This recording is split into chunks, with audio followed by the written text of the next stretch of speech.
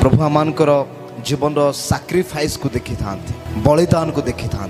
आम जहाँ भी प्रभु को निमंते करुछु स्वर्ग रे गोटे पुस्तक अच्छी जोटी प्रभु लेखन सेटा को स्मरणीय पुस्तक बोली कह जाए। आ प्रभु आपणकर उत्तम कार्य गुड़िक जहाँ आपण हृदय सहित परमेश्वर को करती ताकू से लेखती। बाइबल लेखा सरी किंतु गोटे पुस्तक लेखा सरी ना, सेटा हूँ प्रेरित पुस्तक। हालेलुया। जेमती प्रेरित पुस्तक आम पीतर जहन प्रभुकर शिष्य माने पाउलंकर आम नाम लिखुचु, से एमती वाक्य प्रचार कले, से एमती काम कले, से ए प्रकार प्रभुकर सेवा को आगु को नहीं गले।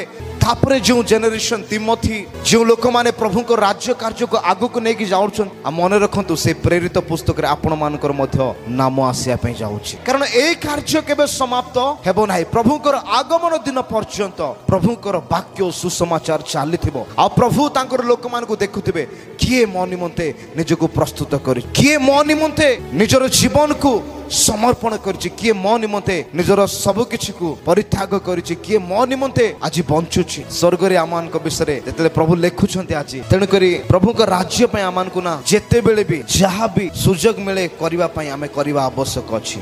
हालेलुया।